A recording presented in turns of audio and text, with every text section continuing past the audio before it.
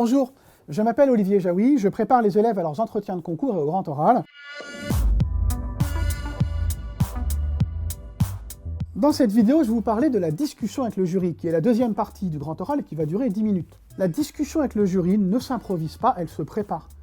Tout n'est pas entre les mains du jury qui va vous poser des questions inattendues. Pourquoi ? La plupart des questions, il n'y en aura pas beaucoup, vous verrez 7 ou 8 maximum, en 10 minutes, vont porter sur votre exposé. Ce qui est une bonne nouvelle, puisque l'exposé, vous l'avez préparé, il vous intéresse et vous le connaissez parfaitement. Votre exposé va déclencher naturellement des questions. Par exemple, on va vous demander d'expliquer certaines notions. Imaginons qu'il y ait quelques termes un petit peu techniques, il y en aura nécessairement dans vos exposés. Vous expliquez 2 ou 3 notions et il y en a une que vous n'expliquez pas. Par exemple, vous n'expliquez pas le terme microbiote. Ou vous n'expliquez pas ce qu'est une asymptote. Ou en physique, vous n'expliquez pas ce qu'est un albédo, que pourtant vous avez utilisé. Vous verrez qu'à coup sûr, le jury vous demandera de quoi il s'agit. Alors, expliquez quand même des choses, ne passez pas votre temps à espérer des questions. Mais vous n'expliquez pas tout, le jury vous demandera. Une question qui est quasi certaine, que vous aurez déjà anticipée dans l'exposé, mais que le jury vous demandera d'approfondir, c'est la question suivante.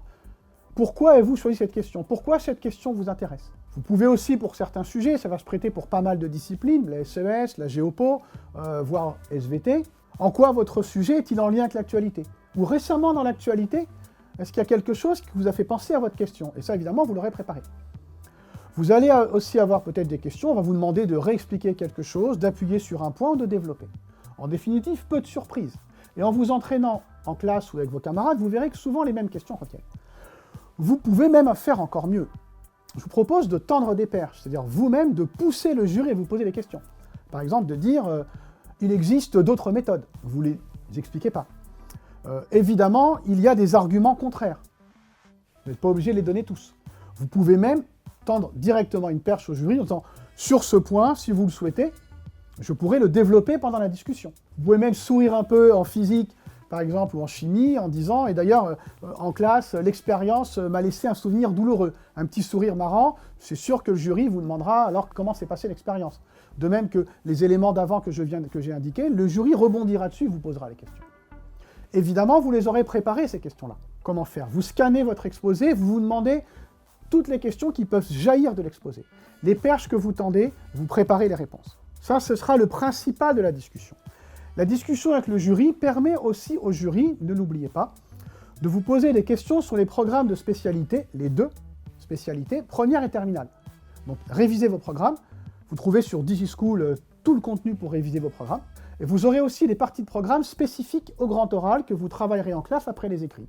Cela, regardez-les particulièrement. Enfin, un dernier mot sur la manière de vous comporter durant la discussion. C'est comme l'exposé. Vous regardez les jurys dans les yeux, l'un ou l'autre, de manière un peu alternative, vous souriez, vous n'interrompez pas le jury, vous attendez que la question posée soit terminée, vous ne répondez pas tout de suite, vous prenez le temps de réfléchir, non seulement vous avez le droit, mais je vous le recommande, et vous évitez les réponses trop courtes. Oui, non, vous développez.